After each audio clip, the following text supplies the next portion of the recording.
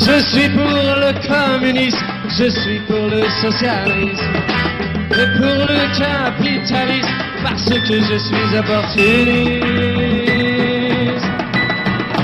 Il y en a qui contestent, qui revendiquent et qui protestent.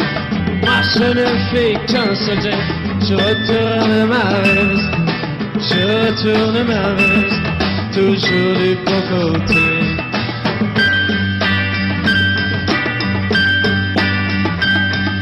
Je n'ai pas peur des profiteurs, ni même des agitateurs. Je fais confiance aux électeurs, et j'en profite pour faire mon beurre. Il y en a qui contestent, qui revendiquent et qui protestent. Moi je ne fais qu'un seul geste, je retourne ma veste, je retourne ma veste, toujours du bon côté.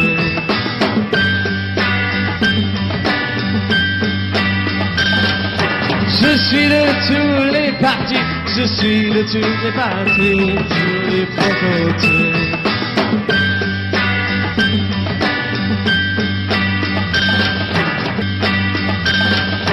Je suis de toutes les parties, je suis de toutes les coteries, je suis le roi des convertis. Et voilà, une fois encore, nous sommes là pour vous servir, car l'actualité oblige à ce que nous puissions les inviter. Eux, ce sont les acteurs politiques. Avec eux, nous allons décrypter l'actualité qui dérange plus d'un, une manière pour nous d'être éclairés sur certaines choses qui se passent ici en République démocratique du Congo. Pour cela, sur ce plateau, je suis avec monsieur Norbert Yamba, panafricaniste et cadre de l'UDPS, parti au pouvoir. Il est là avec nous, monsieur Norbert Yamba, soyez le bienvenu. Merci pour l'invitation. Également de l'autre côté, je suis avec monsieur Hibert Kabasubabou, un ancien gouverneur. Il est libre penseur. Également, il appuie les actions qui aident le pays d'aller de l'avant, mais il est un peu proche de Joseph Kabila. Il est là avec nous, monsieur Hibert Kabasubabou, soyez le bienvenu. Merci beaucoup. Voilà, je préfère commencer avec vous, mais au menu, nous avons vraiment l'actualité à traiter, mini-sommet de Goma, l'insécurité persistante de l'Est, dépassement budgétaire. Également, nous allons parler aussi de la réforme électorale, parce qu'il y a un groupe de 13 personnalités politiques, et le monde en parle, qu'il faudrait essayer un peu de bouger les choses pour qu'on ait les bonnes élections. Mais commençons par l'actualité, c'est le mini-sommet de l'Est, de Goma, encore reporté. Monsieur Hibert Kabasubabou, pensez-vous que c'était important que les chefs de l'État convoquent ces mini-sommets? D'abord, je voudrais vous remercier de l'invitation, mais également remercier monsieur Yamba, porteur d'une intellectualité de hauteur et d'épaisseur, donc pour cet échange, cette conversation avec vous, avec lui, mais également avec les téléspectateurs. Disons que le chef de l'État, il est chef de l'État, il est à la tête de l'État, et il est, l'institution directionnelle de l'État, dans un contexte, si vous voulez, d'une dispensation de l'alternance qui, fondamentalement, est une dispensation, parce que la dispensation de l'alternance, elle doit logiquement avoir, des options alternatives. Maintenant, en ce qui concerne précisément la diplomatie, la géostratégie dans la région, et également la modalité qui avait été conçue par le chef de l'État pour pouvoir échanger avec ses collègues, l'idée est fondamentalement bonne. Mais la démarche a porté quelques aléas, notamment, il me semble qu'on n'a pas mûri suffisamment la question en amont. Évidemment, on comprend, on fait jouir au chef de l'État le bénéfice de doute, parce que bon, il vient d'accéder à l'impérium. Donc il y a des dimensions de la complexité, je veux dire de la polygonalité géostratégique de cette problématique qui doit maîtriser. Et en dehors de ça, il y a aussi la problématique fondamentale de l'innovation ou le changement de paradigme sécuritaire, parce qu'on continue à opérer avec les paradigmes sécurité de la défense qui est fondamentalement militariste, qui ne prend pas en compte la dimension du développement économique, la dimension psychologique, la dimension sociologique et économique. Maintenant, le mini-sommet a en quelque sorte capoté, non pas parce que le chef de l'État congolais l'a voulu, mais parce que il y a des implications, je veux dire, de la stratégie ou de la tactique de ses correspondants ou des autres présidents. Bon, les gens ont parlé du conflit, d'incompatibilité qu'il y a de faire asseoir président Kagame, président Museveni avec qui il est en conflit, et le président burundais avec qui il est en conflit, et notre président étant en très bon rapport apparemment avec le président rwandais. Mais la dimension que je voudrais souligner ici, c'est que nous, à notre niveau de la contribution intellectuelle, mon ami Yamba Yamba toujours dit, il rigole un peu quand je parle enfin, rigole dans le bon sens, quand je parle de l'intellectualité transcendantale. C'est-à-dire, le regard transcendantal de l'élite à notre niveau consiste à percer, à élucider le cœur du problème. Le cœur du problème est lié, si vous voulez le comprendre, à ce que je pourrais appeler le paradigme du réalisme de Hans Morgenthau, pour dire que les États ne sont pas là parce qu'il y a une sorte de romantisme, l'amour entre les voisins. Non, les États, de manière naturelle, comme il est dit dans Politics Among Nations, Hans Morgenthau dit, les États dans leurs interactions n'ont qu'une logique fondamentale, de leurs intérêts et du pouvoir. Merci. Voyez-vous? Okay. Et donc, c'est une dimension que les présidents doivent comprendre pour renforcer notre armée. Il faut renforcer notre armée, il faut renforcer les capacités de l'État pour répondre aux besoins réels des populations dans les coins qui sont pratiquement balkanisés par ces pays. Merci, monsieur Hibert Kabassoubabo. Je rappelle que vous êtes libre penseur, mais très proche de Joseph Kabila Kabangé.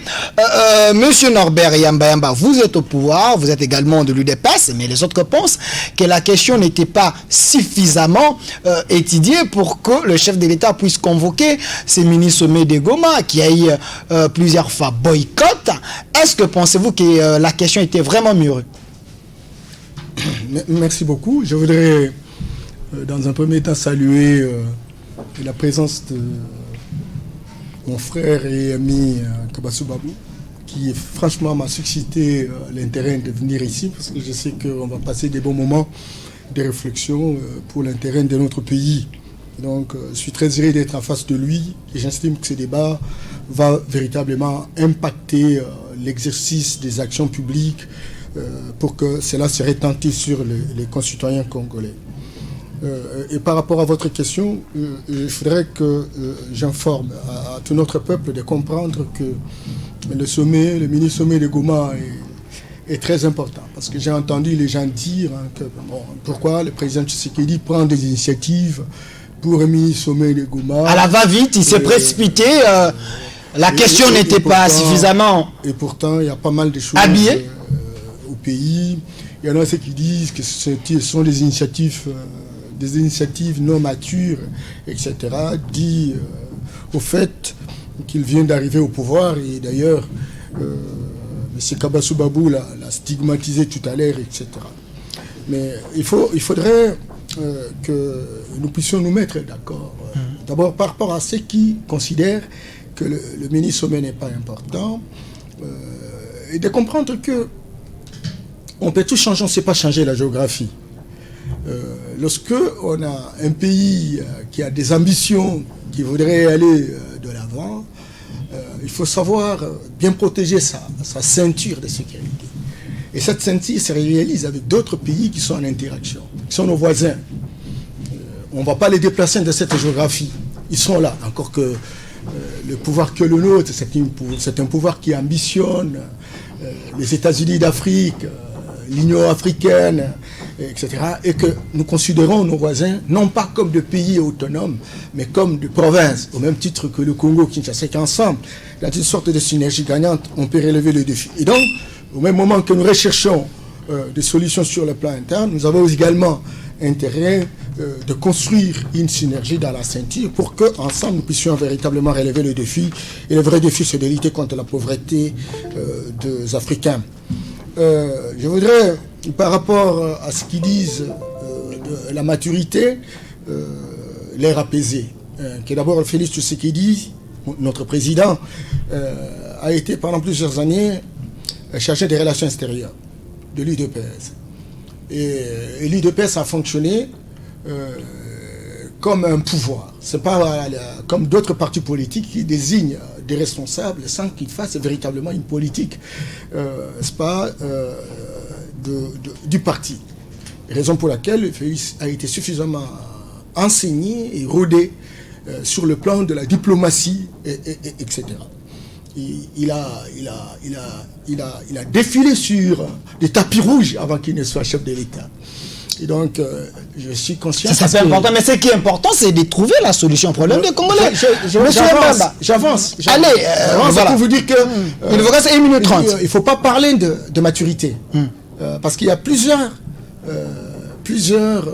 initiatives qui ont été prises par le président.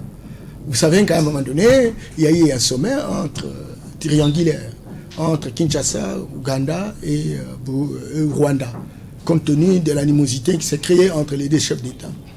Et Félix Tshisekedi, il a fait la médiation et on a dédramatisé l'atmosphère des relations.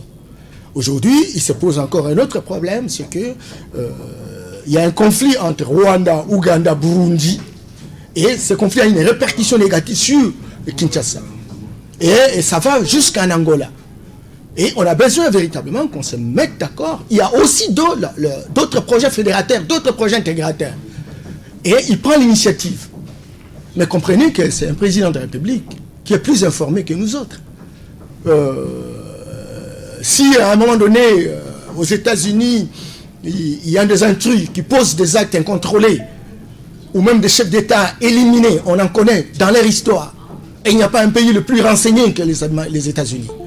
Et en fortiori un Congo, qui a plusieurs postes d'insécurité. Je me suis beaucoup. Et par rapport à ça, si il y a des informations précises autour d'une certaine insécurité, où il y a d'autres agendas qui ne correspondent pas à la réalité, il ne s'agit pas d'une question de maturité. Et d'ailleurs, lorsque vous écoutez notre Imhotep, que je considère un grand passeur, comme Kabassou, il a photographié la complexité des relations dans les Grands Lacs.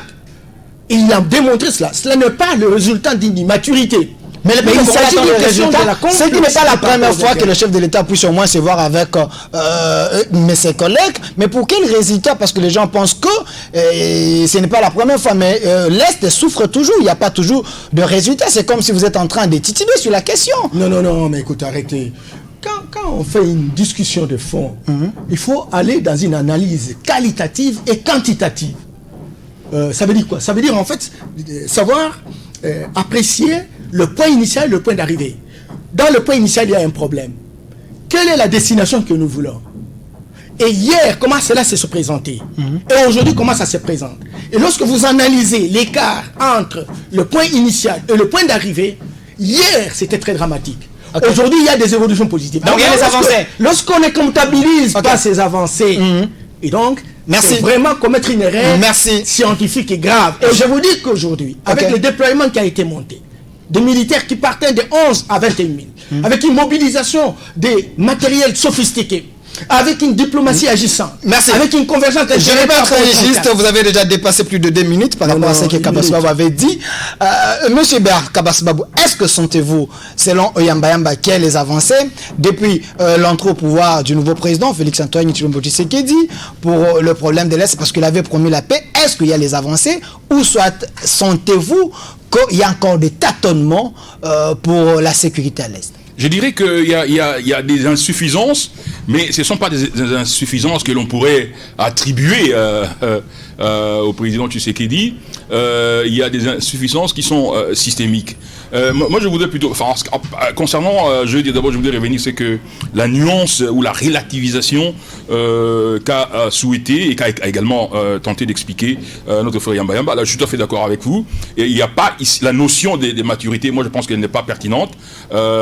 Il ne s'agit pas de maturité, il s'agit plutôt des temps que ça doit prendre pour que le président puisse véritablement s'immerger dans la complexité de la question. Mais il n'y a que 5 ans, le peuple a besoin de résultats. Mais je suis tout à fait d'accord, j'avance. Maintenant, moi, je voulais parler plutôt en termes d'action corrective. Vous voyez, la dispensation de 2001 à 2018 a permis de construire l'armée, parce qu'il n'y avait plus d'armée. L'armée de Mobutu était en débandade, et puis AFDEL, c'était des forces éparses, et puis avec les RCD, la guerre du RCD, MLC, tout ça, il fallait passer de 300 000 hommes à 100 000 hommes, faire les DDR, etc., récomposer l'armée. Et maintenant, la dispensation de l'alternance est une dispensation dont le leadership devait actionner une impulsion améliorative très accélérée. Qu'est-ce que ça veut dire? Ça veut dire, par exemple, en ce qui concerne l'armée. Parce que, comme le démontre d'ailleurs Hans Morgenthau, dans le paradigme du réalisme dans les rapports internationaux, les États se font la guerre, même sur le plan... Parce que même la diplomatie, c'est la continuation de la guerre sous d'autres formes. Okay. Et donc, que vous voulez aller en diplomatie, il faut que vous ayez un soubassement militaire, nécessairement. Il faut que vous ayez un soubassement militaire qui sert de ce qu'on appelle dans le jargon américain deterrent, qui vous permet comme un outil ou un levier pour dissuader. Parce que votre interlocuteur, pour qu'il accepte de votre point de vue, il faut qu'il sente que vous avez derrière vous une certaine puissance. Lorsque vous parlez de soubassement, je vous relance, c'est le nombre de militaires ou c'est la capacité d'une armée intellectuelle? La question est d'une importance capitale. Vous voyez, on est passé d'une armée qui n'était même pas reprise dans les classements, et vers 2016-2015, on était devenu la 18e armée africaine, et on est passé à la 8e place, et à la 72e place sur le plan international, selon les think tanks très respectés, crédibles sur le plan international en termes d'études militaires et géostratégiques, Global Firepower.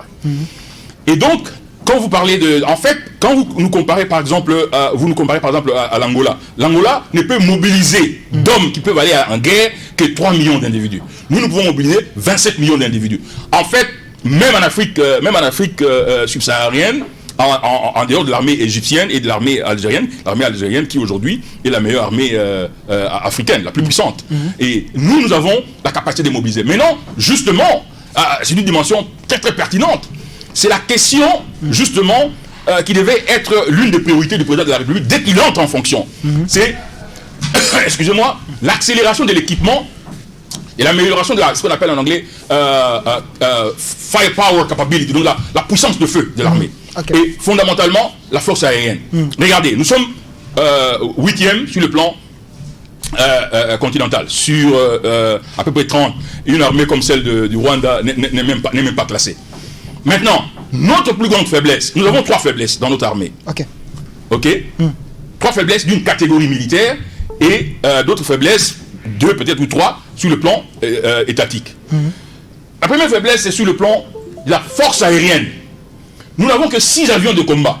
On va dire non, c'est que défense, non. Pour un grand pays comme le Congo, 6 avions de combat. Évidemment, nous venons de loin. Nous venons de loin. Sous Mobutu, les maquis, les Soukissa qui étaient des avions de chasse supersoniques ont été pris, etc. On n'avait plus d'armée. On n'avait plus de forces aériennes.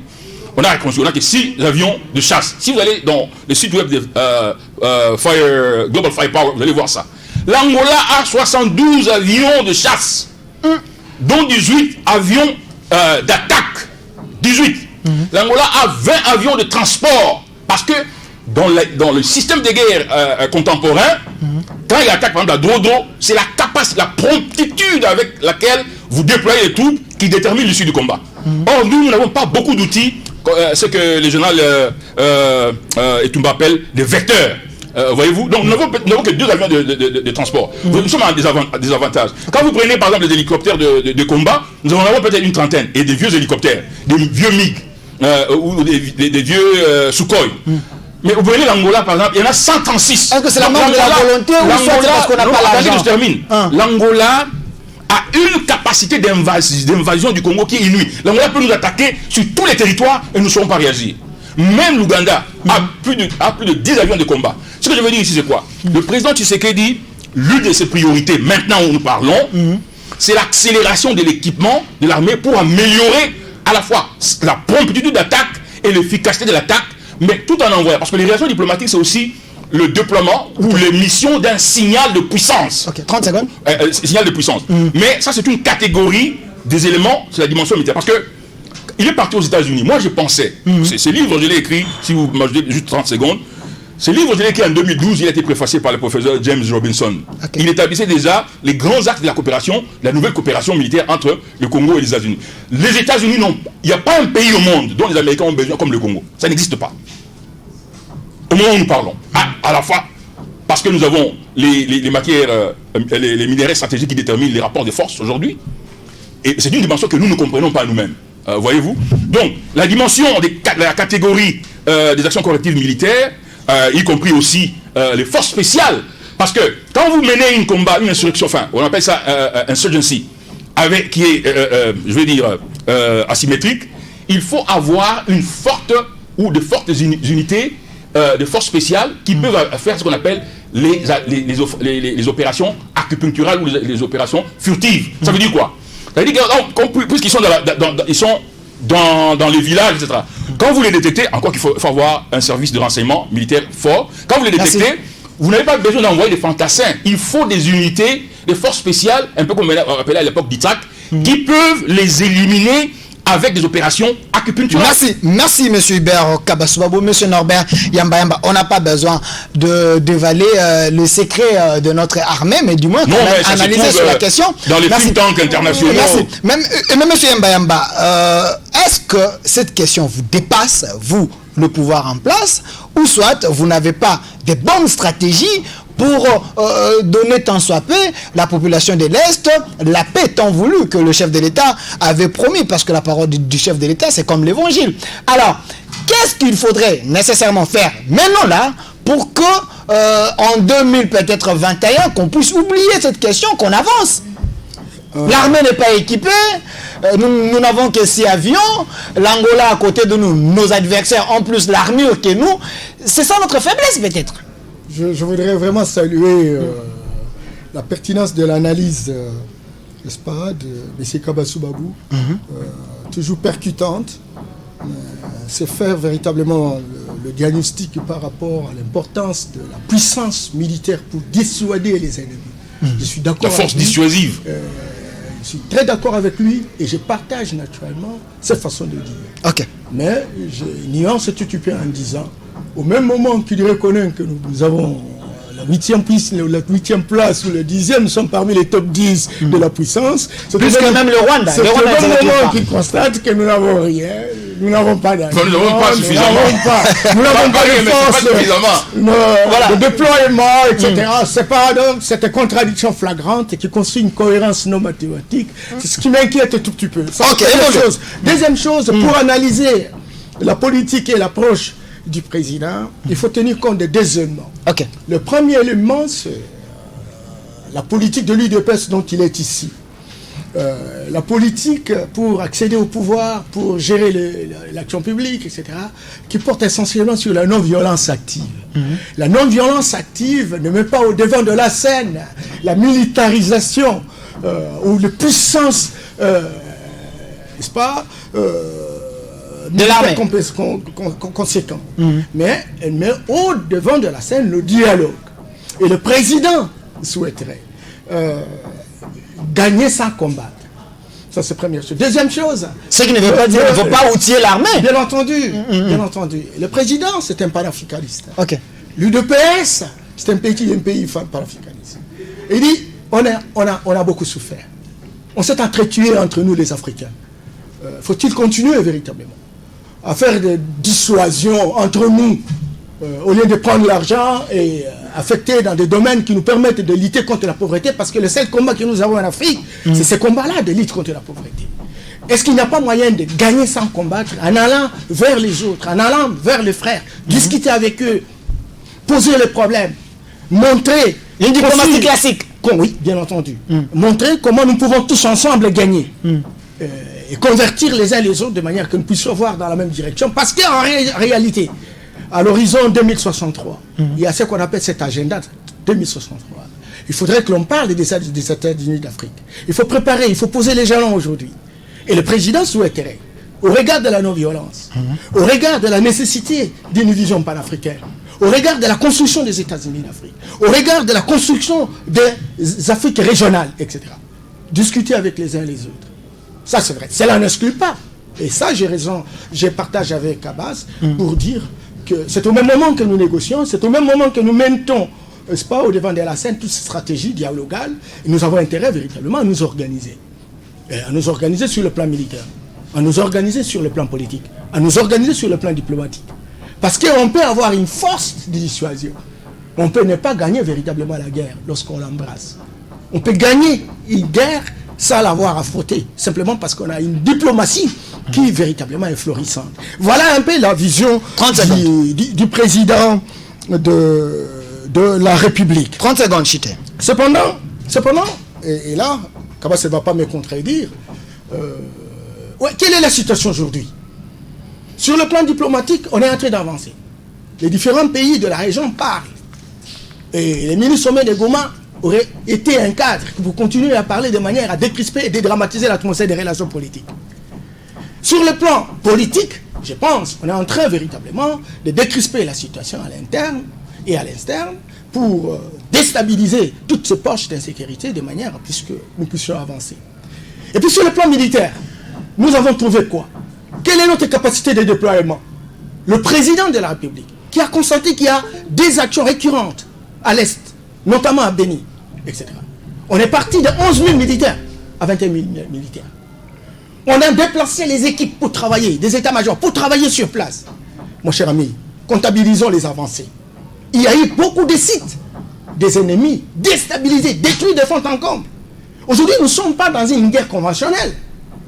La guerre conventionnelle aurait pu nous donner des avantages comparatifs. Mais aujourd'hui, parce que nous sommes dans une guerre qui frise un certain terrorisme, etc., il y a des évasions improvisées.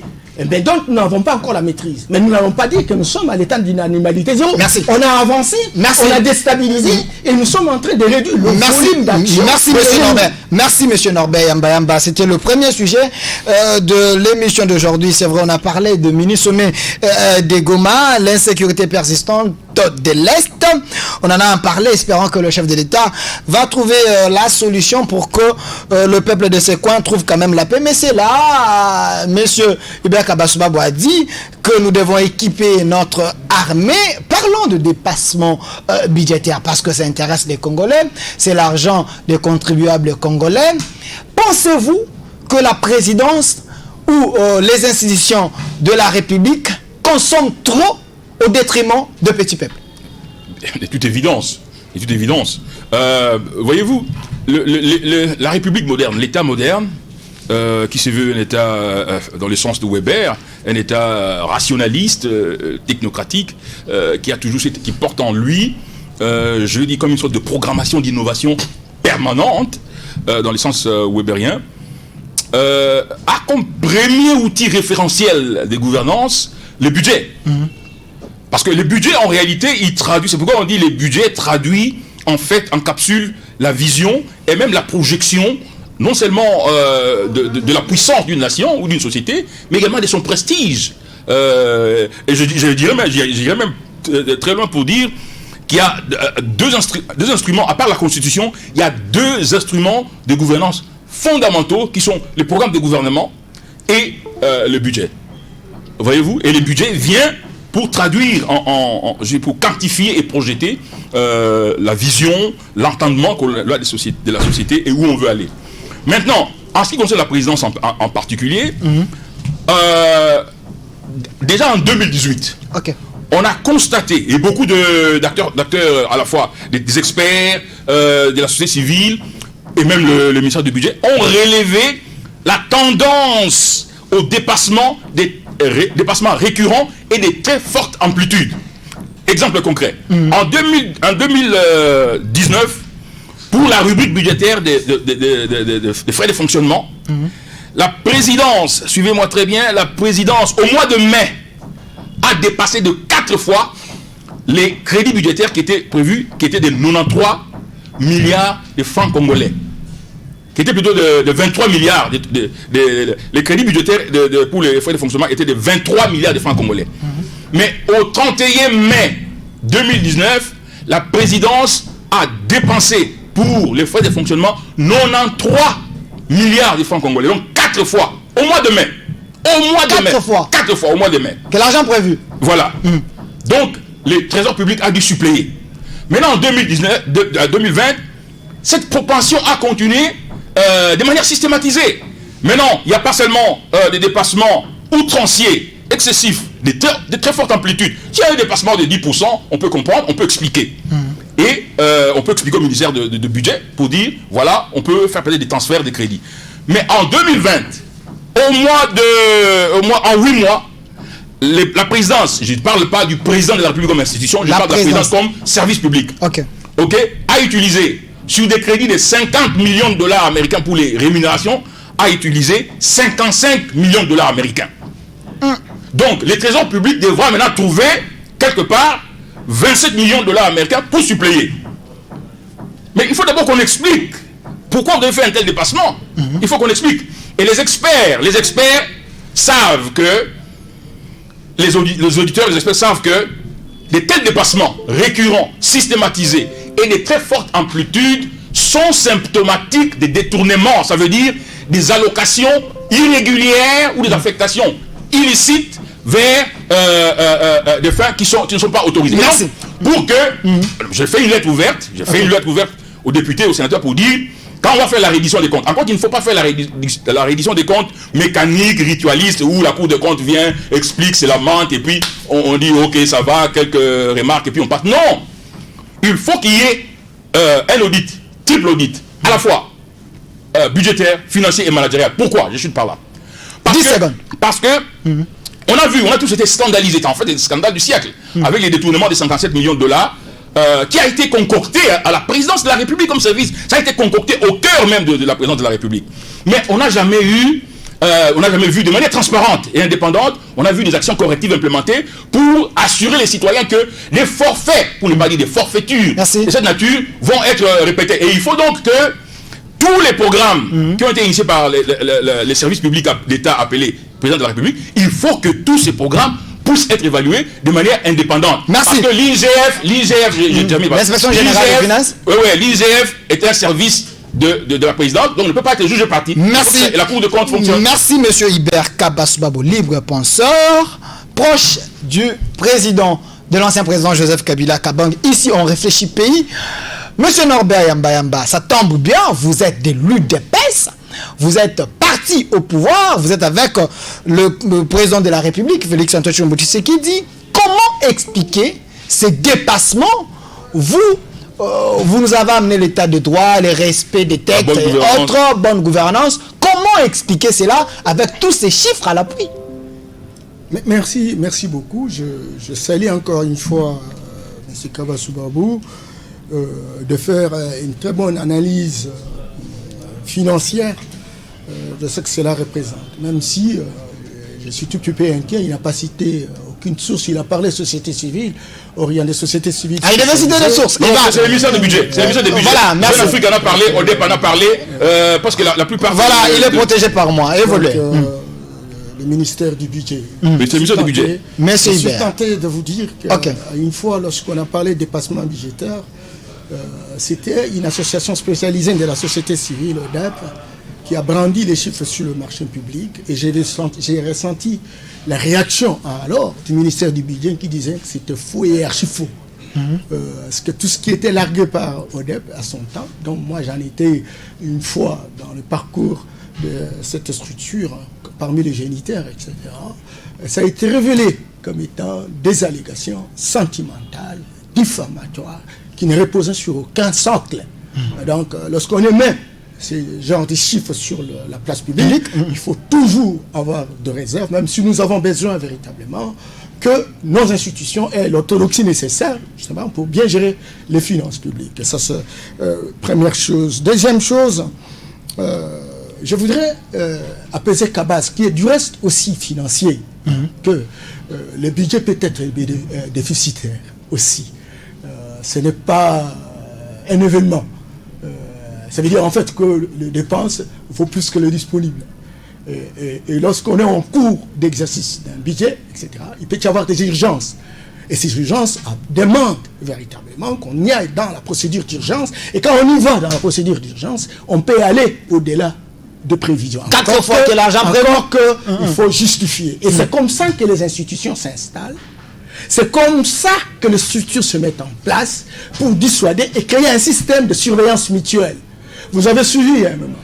Et lors du Conseil des ministres, il a été décidé que l'on puisse respecter les procédures budgétaires de décaissement de l'argent. Et qu'aucune procédure d'urgence ne puisse véritablement être au rendu opérationnel sans respect de la chaîne de dépenses. Ça a été une décision qui a été pilotée par le président de la République qui voulait donner du tonisme pour dire arrêtez, messieurs, arrêtez des procédures d'urgence parce que ça pousse à aller au-delà de prévisions, et cela est un scandale sur le plan de gestion financière. Voilà. Donc, si on voudrait véritablement critiquer l'action présidentielle, etc., il est tout à fait normal de comprendre s'il n'y a pas eu de mesures correctives. Il me semble que ces mesures correctives ont eu lieu. Raison pour laquelle on a requinqué même l'inspection générale des finances. On a requinqué la Cour des comptes. On a même demandé, n'est-ce pas, à l'Assemblée nationale comme au Sénat d'être un peu plus correct de manière à contrôler le ministre pour que le monitoring véritablement de la gestion soit rendu opérationnel. Donc, moi je pense que la question de déficit ou la question de dépassement, ce n'est pas une question étrangère. Je ne voudrais vraiment pas revenir sur les chiffres de l'ancien régime. Ce n'est pas ce qui nous importe, parce qu'on me dira finalement qu'on ne va pas faire la même chose que l'ancien régime.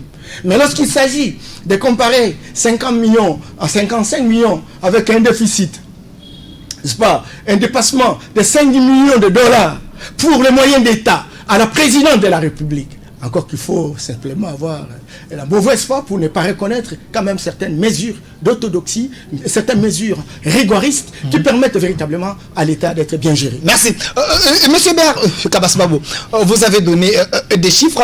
Est-ce que pensez-vous c'est parce que il y a eu la création de nouvelles agences à la présence de la République, c'est ce qui a poussé à ce qu'il y ait trop de dépenses, ou soit on doit limiter la création des agences, ou soit supprimer certaines choses pour que l'argent de contribuables congolais bénéficie quand même même au petit peuple, parce que bientôt là, vous avez suivi la rentrée parlementaire, nous devons quand même équilibrer les choses pour que le pays se retrouve.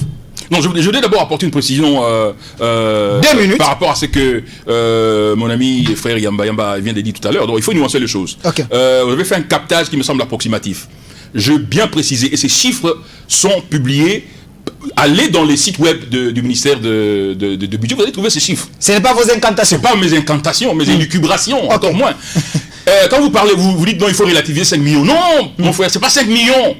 Ça veut dire que pour les crédits et les crédits est de 50 millions de dollars pour 12 mois. Mais en 8 mois, en ce qui concerne les rémunérations. Mais c'est prévu 50 millions pour 8 mois. Mais c'est plutôt prévu 50 millions pour 12 mois.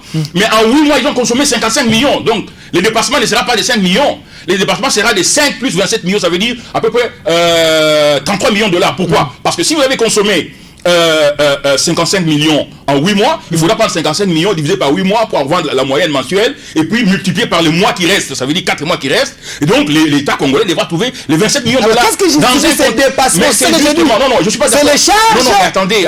Okay. Laissez-moi élaborer, laissez-moi aller en profondeur dans ma pensée. Évoluer. J'ai été, je suis financier de formation et j'ai été administrateur et directeur financier du CEC. J'étais gouverneur, donc je suis du domaine, j'ai pratiqué le budget. C'est l'outil référentiel. Quand il y a des dépenses, la dépense suit la réquisition, tout ça là. La première étape, c'est de dire quels sont les crédits. Parce qu'il y a déjà une projection, une sorte de projection en chronogramme pour dire à tel semestre, on devrait être à 30%. À tel semestre, on devrait être à 40%. Si vous voyez déjà que là où on devrait être à 30%, on est à 40%, il y a un problème. Il y a même des procédures où vous devez aller au conseil d'administration pour le faire. Parce qu'il y a une loi financière, il y a une loi. Le dépassement est une transgression de la loi. Et maintenant, quand il dit non, il y a des mesures, il n'y a aucune mesure qui a été prise. La conformité à la procédure budgétaire, c'est une procédure qui existe, c'est un mécanisme qui existe, mais qui a été escamoté, contourné, comme on le sait, toujours par la présidence de la République, et ce qui a donné lieu au détournement des 57 millions de dollars américains. D'ailleurs, on n'a pas fait une fois, on l'a fait même 2 fois, on a tenté de faire 2e fois, on a pris l'argent qui était, on a grignoté dans les réserves. Okay. Mais non, l'idée c'est de dire ceci. 10 secondes. L'idée c'est de dire ceci. La présidence de la République, je ne parle pas du président de la République, je parle de l'administration. De la présidence de la République comme service public, service d'État. Dans cette dispensation, il devait y avoir une impulsion, un leadership d'État qui l'améliore, qui l'innove, avec un système qui permet au chef de l'État de suivre au jour le jour. Et d'ailleurs, les chefs de l'État, moi je pense que l'UDPS normalement devraient faire preuve, les hauts cadres de l'UDPS devraient faire preuve d'humilité. Parce qu'ils se sont gourés dans l'affaire de Camérigate, quand on a dit non, les projets ne sont pas exécutés. Non, les projets sont exécutés, vous êtes contre le chef de l'État. Et puis, ils ont accepté. Finalement, eux-mêmes, ils ont fait la démarche. Merci. Moi, je pense que l'UDPS devrait plutôt. Parce qu'ici, il y a présomption. On ne dit pas qu'il y a soupçon, il y a présomption. S'il y a des dépassements, je dis bien, je pèse même bien mes mots, comme quelqu'un a étudié cela, à l'Institut supérieur de commerce, la gestion budgétaire, c'était un grand coup de très haute pondération. Ok. Quand il y a des passements, des faibles amplitudes, 5%, 10%, une fois, on comprend. Mais quand c'est récurrent sur 2 exercices et à très haute amplitude, mais soyons sérieux. Vous devez vous poser des questions. Moi, je pense que le chef de l'État, d'ailleurs, je ne suis pas le premier, Katende avait demandé en 2019, Katende Dakar avait demandé qu'on audite la présidence. Okay. Moi, je dis qu'il n'y a pas simplement un simple audit, mais un triple audit, Merci. à la fois budgétaire, financier et opérationnel. Merci, monsieur Et c'est pour le bien du chef de l'État, parce qu'il doit nettoyer son cabinet. Merci. Monsieur Norbert Yamba, vous êtes de l'UDPS. Est-ce que le chef de l'État n'est pas mal entouré? Parce qu'on sent, il a la volonté Comment on peut dépasser le budget d'aider le peuple congolais. Mais apparemment, les autres pensent qu'il est mal entouré.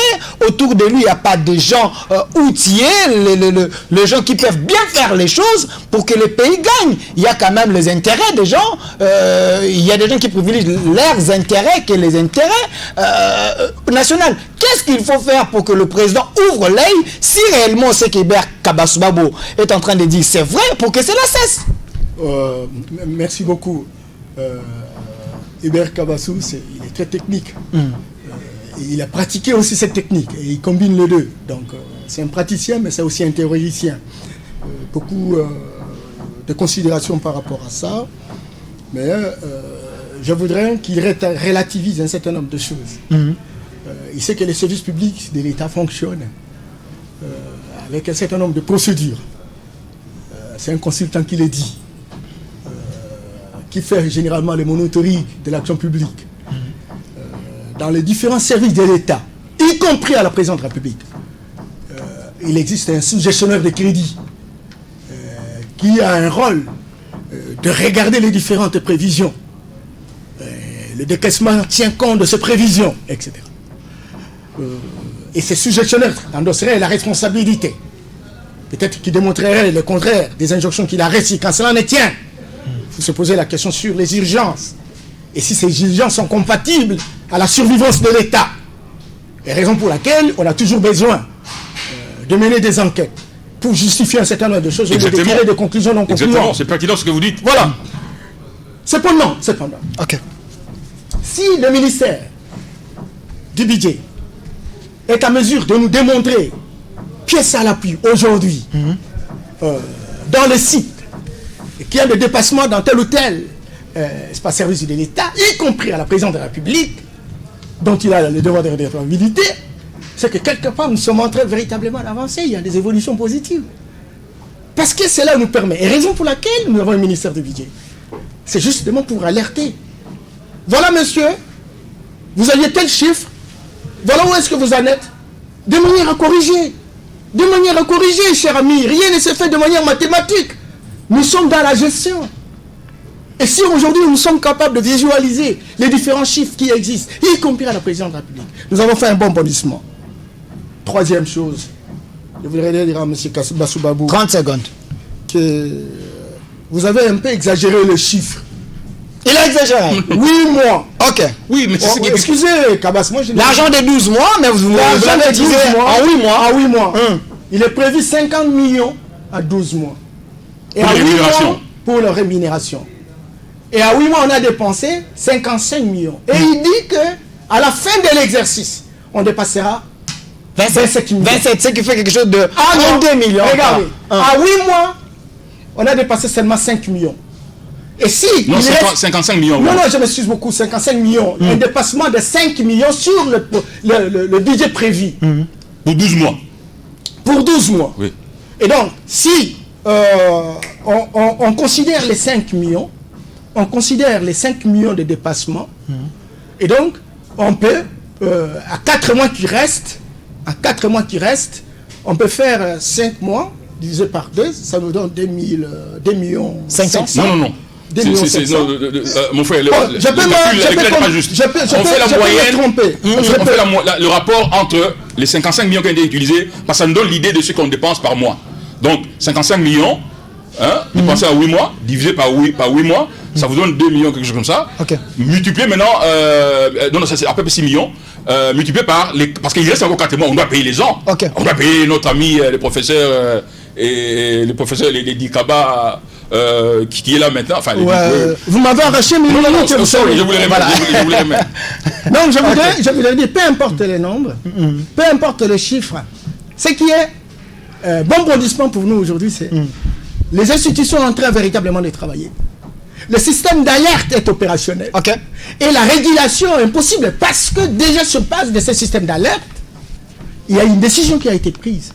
Celle véritablement de ne plus occasionner les procédures d'urgence pour ne pas aller vers le dépassement. Parce que, croyez-moi, voilà comment le président de la République va s'occuper que, voilà, à tel chiffre qui sort, il doit être là. Non. Merci. Merci. Il a raison. Gouverner, c'est prévoir. Donc, les soucis est que la présidence, soit le chef de l'État, ouvre l'œil parce que c'est l'argent des contribuables congolais. Nous devons respecter. Nous sommes dans l'état de droit. Il faut respecter tout selon le droit. Je vous donne le mot de la fin parce que nous devons parler d'un dernier sujet. Réforme électorale. Je commence par M. Hubert Kabasoubabo. Ça s'annonce déjà en 2023.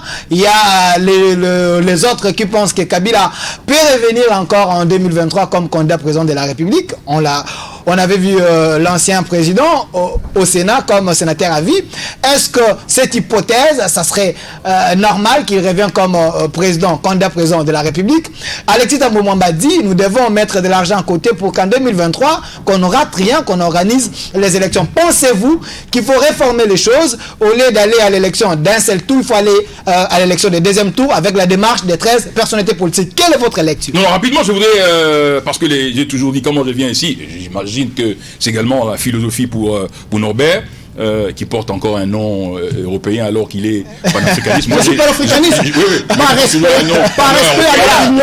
respect à l'opinion, j'ai dit, bon, je l'accepte même si je ne crois pas à ça, mais sinon je m'appelle... Je vais vous appeler pour un autre débat. Merci, ça serait pour un autre débat. Merci. Voilà, ce que je voulais dire, c'est que... 2 minutes, on est vraiment à la fin. L'émission a une fonction pédagogique ou démopédique pour parler comme les révolutionnaires français, Joseph Proudhon. Donc, en termes d'action corrective, moi je pense que l'une des missions au niveau de la modernisation de l'État, au niveau de la présidence et du service comme service public, et même au niveau de l'institution présidente de la République, l'une des actions correctives, c'est la modernisation de l'innovation de système opérationnel de la présidence, notamment en introduisant ce qu'on appelle les e-government. Je ne suis pas d'accord avec mon frère Yamba, parce que les présidents, normalement, c'est pourquoi j'ai dit qu'il faut faire un audit opérationnel. Je ne suis pas de management, des systèmes de management. En fait, ce qu'on appelle les e-government. E-government, ça veut simplement dire un système de gestion qui recourt à la computation dans l'ordinateur, aux algorithmes. À la Maison Blanche, même à Kigali ici, même en Afrique du Sud, à la présidence et dans le gouvernement de manière générale, il y a des programmes informatiques attitrés sur lesquels le président a de niveaux d'accès sécuritaire. Le président peut entrer dans ces programmes-là. Il est lié à la Banque centrale, il est lié à tous les ministères. Il peut vérifier, il peut regarder quel est le solde du compte à la Banque centrale. Il peut regarder quelles sont les lettres qui sont entrées. Il peut regarder quelles sont les réquisitions des fonds qui sont là-bas. Il peut regarder quelle est la disponibilité. C'est faisable, c'est possible. C'est faisable, mais il faut moderniser. Il faut moderniser. Mon frère, je ferme la parenthèse. Juste un mot pour vous apaiser qu'il existe 63 projets numériques. Et dans ces projets numériques, il est prévu à la présidente de la République un serveur central qui nous donne les informations de manière instantanée, que ce soit au niveau de la mobilisation des recettes, que ce soit au niveau de la sécurité, que ce soit au niveau des entrées pour voir les différents... Mais si c'est le cas, pourquoi alors le chef de l'État ferme l'œil? Parce que si c'est que... Si ça existe, ça fait 2 ans. Si c'est le chef de l'État voyait, il y a l'opacité. Il y a toujours des détournements, même aux États-Unis dont vous faites un... Non, mais pas de manière récurrente. Mais c'est ça le système d'alerte, on est en train de faire la régulation. C'est comme ça il existe ce qu'on appelle la rétroaction. Il y a des actions qui sont posées. Lorsque ces actions ne sont pas conformes ni compatibles aux principes, on les régule en mettant d'autres actions qui permettent véritablement de régulariser la situation. Mais mon frère, tout ce qu'on peut constater de manière tangible, dans la concrétude, c'est qu'il y a des déficiences parce qu'on a détourné 57 millions. 30 secondes. On a vu. Bon, mais non, la question je vous informe que la présidence aujourd'hui, et vous savez, c'est pas pour rien qu'on a mis en place un autre chevronné très professionnel, François Mwamba, qui est un économiste, qui a fait preuve et qui visiblement s'occupe d'un domaine qui devra faire le suivi. Espérons qu'il fera bien son travail. Attendez, je peux récupérer. Une minute, on est à la fin, c'est votre mot de la fin. Réforme électorale. Bon, je pense que les réformes électorales souffrent d'indigence ou de vacuité politologique. Parce que je ne comprends pas que des gens qui ont été à Sun City estiment qu'aujourd'hui, écoutez, il y a eu toute une théorie, tout un paradigme de démocratie, de démocratisation, parce qu'aujourd'hui, il faut réfléchir. Des intellectuels de notre niveau réfléchissent système politique, pas de manière segmentée pour dire réforme. Très rapidement, on ne peut pas comprendre que des intellectuels sérieux à ce niveau-là disent non, il faut enlever les scrutins proportionnels aux législatives et mettre les scrutins majoritaires. Il y a tout un travail scientifique qui a été fait avant Sun City pour dire, et c'est démontré, que les pays qui sont politiquement sous-développés et les pays qu'on appelle les sociétés segmentées, ça veut dire où les partis politiques sont sous-développés et que les clivages partisans correspondent plus ou moins au clivage tribal. Il faut la représentation proportionnelle qui permet de capitaliser tous les scrutins et qui permet une plus grande représentativité des partis politiques charriant ou portant les différentes sensibilités tribales, etc., etc. Donc vous ne pouvez pas parler aujourd'hui, et d'ailleurs il y a beaucoup de pays où il y a on pratique les scrutins majoritaires et les débats a été qu'il faut réformer ces pays-là plutôt en introduisant la représentation proportionnelle. Et la démarche de 13 personnalités politiques, ils ont déposé elle souffre d'une indigence politologique parce que les gens ont fait une approche trop électoraliste, trop juridiste, et je comprends, il y a plein de juristes là-bas. Honorable Denis Sanga, je lance l'appel. Si possible pour un débat. On ne peut pas comprendre, on ne peut pas comprendre que les gens se mettent debout, disent non, faisons un dialogue. On allait dépenser 1 million, 2 millions de dollars pour les 10 résolutions là. Et l'autre élément, je détermine par là. Ils disent non, il faut pour l'élection de sénateurs et de gouverneurs, que les tickets des gouverneurs soient d'abord déposés avant et que les députés provinciaux, maintenant, en allant déposer les candidatures, indiquent pour quel gouverneur ils votent. Si l'argument est qu'il faut éviter la corruption, mais l'argument est indigent parce que si vous avez 100 candidats ou 500 candidats, je peux leur donner 20 000 $ chacun de tous les candidats de la province. Merci, monsieur Berkabasso. Vous accepterez un débat avec l'un des 13 parlementaires, honorable Denis Sanga et tous les autres. Vous accepterez? Merci. La même question à vous. Les réformes électorales en 2023. Du côté cash, il y a certaines personnes qui pensent qu'il fallait même en 2030 parce qu'il faut aller au recensement, donner l'identité aux Congolais avant d'aller aux élections. Pensez-vous que vous serez prêt à organiser les élections en 2023 car vous êtes de l'UDPS? Ça me fait rire quand comment se dit que c'est un placement méthode. Il n'y a pas longtemps, il disait que non, l'identification, le recensement, c'est très important. Il y a même des gens qui ont développé des théories assez importantes. Quand quelqu'un développe en disant, mais si le recensement, l'identification, etc., ça peut nous prendre 10 ans, il faut aller jusqu'à 2030, il dit c'est placement méthode. C'est pas un jeu. On est vraiment là-bas. Par contre, c'est vous, Norbert, qui avez fait des marches. Les gens sont morts pour dire pas question de recensement, pas question d'identification. Quand on a parlé de Loumanou, président de truc de recensement, il faut aller seulement aux élections. Voilà. Moi, je pense qu'à ce stade ici, il est tout à fait aberrant de dire non, les élections ne peuvent pas avoir lieu. Félix doit rester pendant 10 ans. On ferait les élections. Est-ce que donner l'identité aux Congolais, c'est un péché? Voilà, merci. On est vraiment à la fin. Une minute, terminons l'émission. Je voudrais que quand on est intellectuel, je pense que les deux personnages ici sont des penseurs. Vous m'avez pris mes minutes, moi j'ai pas... Je pense qu'il ne faut pas donner l'impression que 2006, 2011, 2018, tout s'était bien passé, comme se déroulait. Ah non. Il y a des choses différentes pour lesquelles nous devons reprocher et photographier la situation, chercher des remèdes c'est quand même très utile.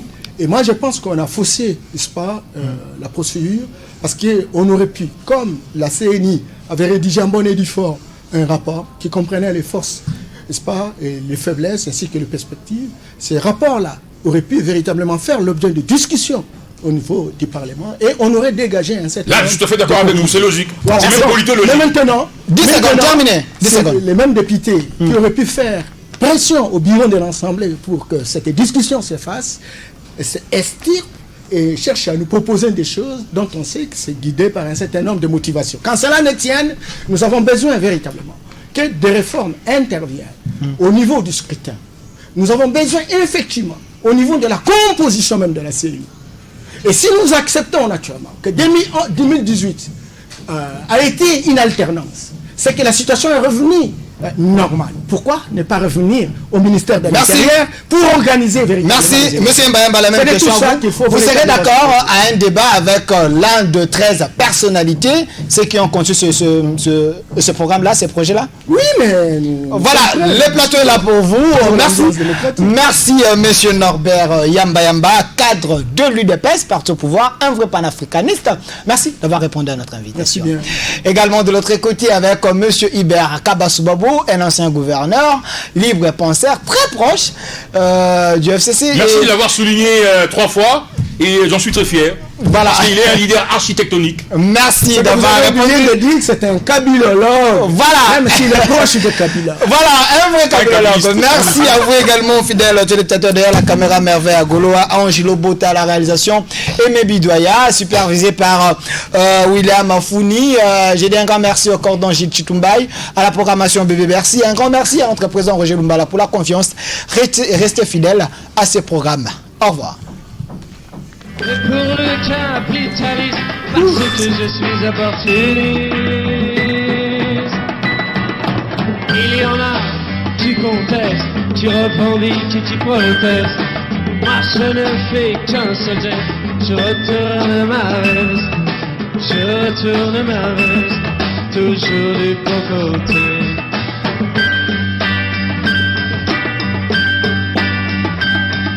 Je n'ai pas peur des profiteurs, ni même des agitateurs.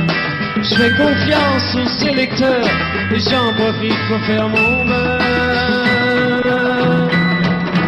Il y en a qui contestent, qui revendiquent et qui protestent.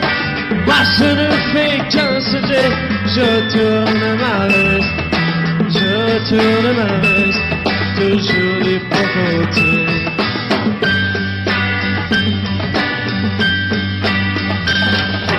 Je suis de tous les partis, je suis de tous les partis, tous les bons côtés.